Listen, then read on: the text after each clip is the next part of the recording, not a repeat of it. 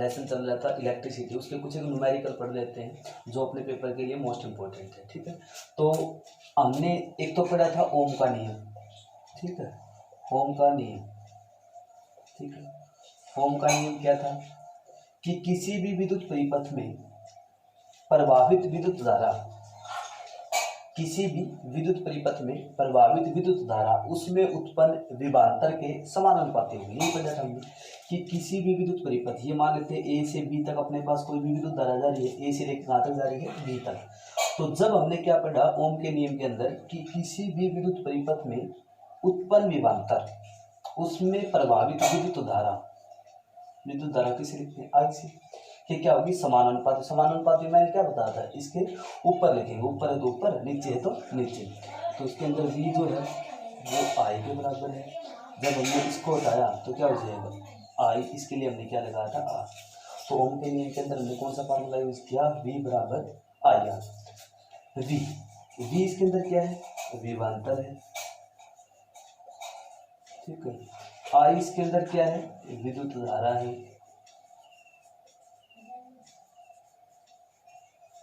ठीक है, r इसके अंदर क्या है, प्रतिरोध।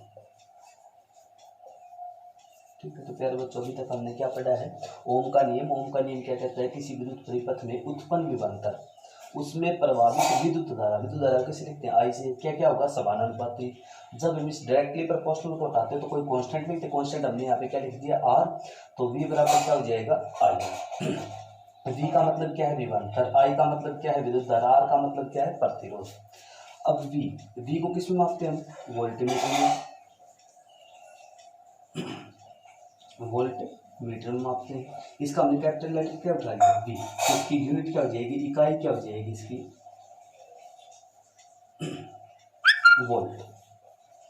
ठीक है, इसी प्रकार जो अपने पास i है, i विद्युत धारा, इसको किस में मापते हैं, एमीटर में, एमीटर। और किस में मापते हैं, एम्पियर में। समझिए।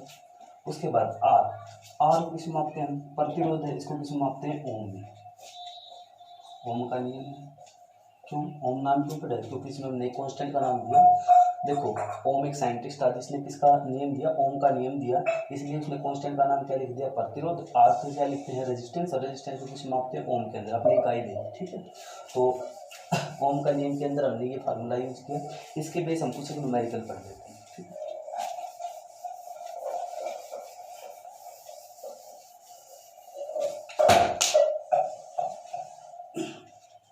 यहाँ पे देखो, मान लेते हैं अपने पास कोई भी विद्युत परिपथ है, उसके अंदर 5 एम्पियर की क्या है, विद्युत धारा है, और इसके अंदर जो विभवांतर है, सॉरी वोल्ट विभवांतर जो है वो मान लेते हैं अपने पास 2 वोल्ट का। ठीक है, तो हमें बताना होगा कि इसके अंदर कितना प्रतिरोध है। तो हमें फार्मूला पता है, v इज इक्वल टू क्या है, आई आर। अब v की वैल्यू कितनी दे दी अपने पास, 2, v की वैल्यू 2 रख दी, i की वैल्यू कितनी दे दी, 5, r की वैल्यू हमने निकालनी, वो r रहने दी अपने पास। कोई चीज़ यहाँ पे मल्टीप्लाई तो सब क्या हो जाएगी, डिवाइड में। तो r इज इक्वल टू क्या हो जाएगा अपने पास, 2/5। ठीक है, जब आप इसको डिवाइड करोगे कितना आ जाएगा, 0.4। अब r क्या था अपने पास, प्रतिरोध। प्रतिरोध किसे मापते हैं, ओम के अंदर, तो इसके लिए क्या लगा देंगे। ठीक है, तो प्यारे बच्चों हमने एक न्यूमेरिकल पढ़ा कि कोई विद्युत परिपथ है, इसके अंदर कितनी विद्युत धारा है, 5 एम्पियर की विद्युत धारा है, तो उसके अंदर विभवांतर कितना है, 2 वोल्ट का। तो ओम का नियम क्या कहता है, v बराबर आई आर। v की वैल्यू 2 थी, 2 रख दी हमने, i की वैल्यू 5 थी, 5 रख दी, और r की वैल्यू हमने r ही रख दी। कोई चीज़ मल्टीप्लाई था, डिवाइड में था, जब हमने इसको डिवाइड किया 0.4। अब r क्या था अपने पास, प्रतिरोध था, प्रतिरोध किस मापते हैं, ओम के, इसलिए हमने क्या लिख दिया। ठीक है, सेम क्वेश्चन हमें ऐसे ही बोल सकते हैं कि कोई विद्युत परिपथ है, ये अपने पास कोई विद्युत परिपथ है जिसके अंदर मान लेते 4 ओम का क्या है, प्रतिरोध। ठीक है, तथा इसके अंदर हमने एक बैटरी लगाई, एक की लगाई हमने विद्युत धारा को, और हमने यहाँ पे वोल्टमीटर लगाया विभवांतर को मापने के लिए। मान लेते हैं इसके अंदर जो वोल्टमीटर है, विभवांतर जो है वो 4 वोल्ट। ठीक है, तो हमने इसके अंदर क्या बताएंगे, तो हमने इसके अंदर क्या बताएंगे, विद्युत धारा कितनी उत्पन्न होगी। क्या बताया है कि हमने एक विद्युत परिपथ लिया जिसके अंदर 4 ओम का तो क्या लगाया हुआ प्रतिरोध, तथा इसके अंदर वोल्टमीटर की वैल्यू कितनी, विभवांतर की वैल्यू कितनी दे दी 4 ओम। तो हमने इसके अंदर क्या बतानी विद्युत धारा। उसी प्रकार V बराबर क्या होता है आई आर, किसके द्वारा, ओम के नियम के द्वारा। V की वैल्यू कितनी दे रखी है 4, I की वैल्यू नहीं निकाली तो I रहने दी अपने पास, R की वैल्यू कितनी है अपने पास 4, कोई चीज़ मल्टीप्लाई में क्या हो जाएगी डिवाइड में, तो I इज इक्वल टू 4/4, 4 से 4 कैंसिल हो जाएगा, कितना रह जाएगा 1, ठीक है। 4 से 4 कैंसिल इज इक्वल टू 1, और I किसी मापते हैं हम एम्पियर में, तो ये क्या हो जाएगा 1 एम्पियर। तो प्यारे बच्चों अभी तक हमने ओम के नियम के ऊपर कुछ एक न्यूमेरिकल पढ़े हैं, ठीक है। उसके बाद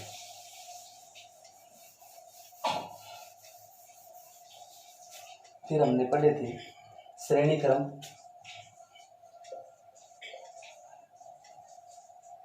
और एक समांतर क्रम। श्रेणी क्रम के अंदर क्या बताया था कि जो प्रतिरोध होंगे वो डायरेक्ट ऐड हो जाएंगे, तो R बराबर क्या हो जाएगा जितने प्रतिरोध R1, 2 प्रतिरोध R2, 3 प्रतिरोध तो क्या हो जाएंगे R3। समांतर क्रम में क्या होंगे उल्टे जुड़ेंगे, मतलब कहने की बात ये है 1/R बराबर क्या हो जाएगा 1/R1, एक प्रतिरोध R1 हो जाएगा, 2 प्रतिरोध 1 प्लस R2 प्लस 1/R। समझ गई बात। श्रेणी क्रम में क्या बताया है कि जितने भी प्रतिरोध होंगे वो क्या हो जाएंगे सीधे जुड़ जाएंगे, और समांतर क्रम में क्या होंगे ये सभी जगह क्या हो जाएंगे उल्टे जुड़ेंगे। उसके बाद ये तो अपने पास डायरेक्ट दे रखी है, हम देखेंगे कैसे। कोई डायग्राम दे रखी है आपके पास R1 R2, ठीक है,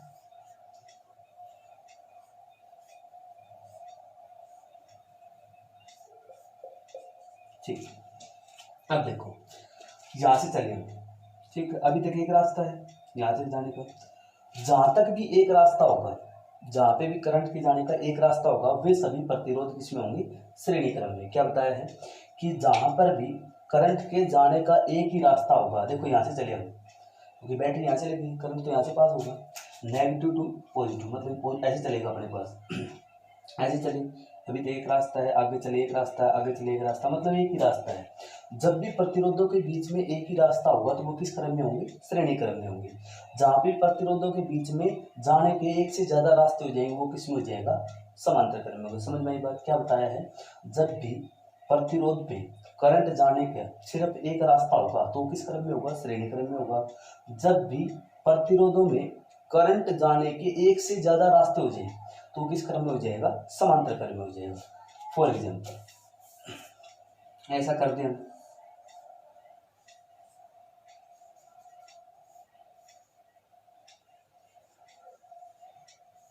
ये R1 लिख दिया और ये क्या हो जाएगा R2। अब देखो यहाँ से चले हम, यहाँ से चले यहाँ से चले यहाँ से, जहाँ पे जाते हैं हमें पता चल गया दो रास्ते हो गए, एक ऊपर गया और एक नीचे, तो वहीं पे आपने क्या लगाना है कट लगाना है। इस साइड से चले तो यहाँ पे भी दो रास्ते हो गए, यहाँ पे कट लगा है, तो इसका मतलब ये R1 और R2 किस क्रम में हो जाएंगे समांतर क्रम में। समांतर क्रम में कैसे जुड़ेंगे 1/R बराबर 1/R1 प्लस 1/R2। समझ में आई बात। तो इसके बेस हम कुछ न्यूमेरिकल कर लेते हैं, ठीक है।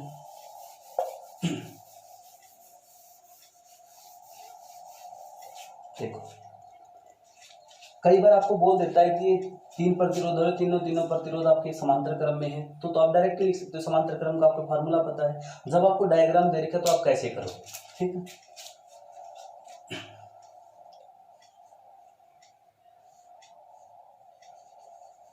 मान लिया ये अपने पास है 60 ओम, मान लिया ये अपने पास है 12 ओम, और मान लेते हैं अपने पास है 15 ओम, ठीक है। आपको डायग्राम दे दिया, ये आपने पहचानना है कि समांतर क्रम या श्रेणी क्रम। देखो हम यहाँ से चले ए से बी, ये है आपका क्या है बी, ए से बी पे चले हैं, तो यहाँ पे जाते आपको पता चल गया कि यहाँ पे कितने रास्ते हो गए 3, तो आपने कट लगा दिया।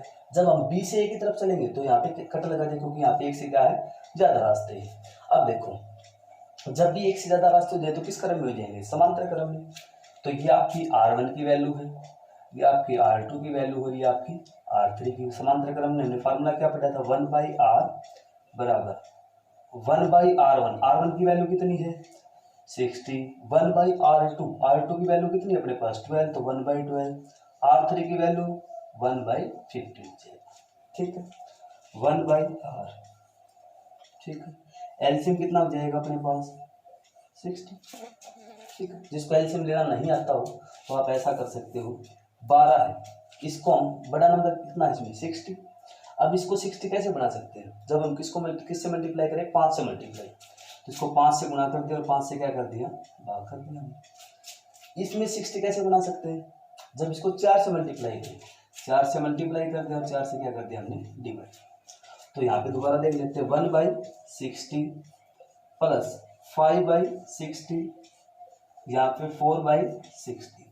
अब एलसीएम कितना हो जाएगा अपने पास 60, यहाँ पे तो 1 प्लस 5 प्लस क्या हो जाएगा 4 और 1/r है अपने पास, कितना हो जाएगा अपने पास 10 हो जाएगा। डिवाइड में क्या है 60, 0 से 0 कैंसिल हो जाएगी, तो 1/r इज इक्वल टू 1/6, तो r की वैल्यू इसकी उल्टी हो जाएगी, तो r की वैल्यू कितनी हो जाएगी अपने पास 6, और r क्या अपने पास प्रतिरोध, प्रतिरोध किसे मापते हैं ओम, समझ में नहीं पा रहे बच्चों।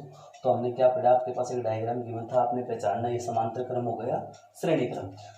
श्रेणी क्रम वो होगा जिसमें करंट की प्रतिरोधों तक करंट जाने का सिर्फ एक ही दिशा हो या एक ही रास्ता हो, वो किस क्रम में होगा श्रेणी क्रम में। जब भी एक से ज्यादा रास्ते होंगे तो किस क्रम में हो जाएगा समांतर क्रम में, ठीक है।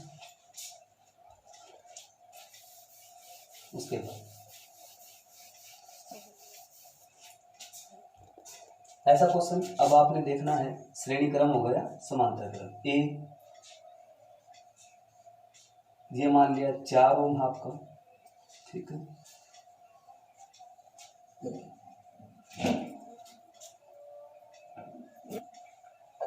5 ओम है, 6 ओम है, और ये हमने मान लिया, ठीक है। तो देखो हमने ए से बी में जाना है, तो ए से बी में चले, ए से बी एक रास्ता है अभी तक, यहाँ पे भी एक रास्ता है, एक ही रास्ता है, एक ही रास्ता है। जब भी ए से बी में गए तो एक ही रास्ता है, एक ही रास्ता तो किस में होंगे श्रेणी क्रम में, और श्रेणी क्रम में हम कैसे जोड़ेंगे, r बराबर क्या हो जाएगा r1 plus r2 plus r3, ठीक है। r बराबर r1 की वैल्यू कितनी है 4 ओम, r2 की वैल्यू 5 ओम, r3 की वैल्यू 6 ओम, r बराबर 4 और 5 9, 9 और 6 15, ठीक है, हो जाएगा 15 जी अपने पास रिक्वायर्ड आंसर हो जाएगा, ठीक है। उसके बाद समझ में क्या बताया है, जब भी एक ही रास्ता हो तो किस में होंगे श्रेणी क्रम में, जब भी एक से ज्यादा रास्ते होंगे तो किस क्रम में आ जाएगा समांतर क्रम में।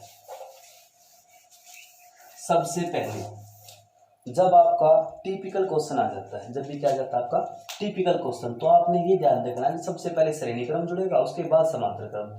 समांतर क्रम किसमें बनाएंगे पहले श्रेणी क्रम में, उसके बाद सबको क्या कर देंगे ऐड।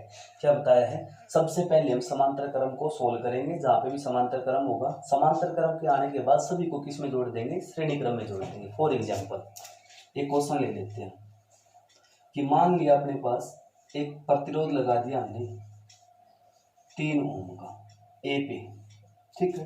आगे चले हम, यहाँ पे चले हम 4, ठीक है। यहाँ पे चले हमने लिख दिया 12 ओम,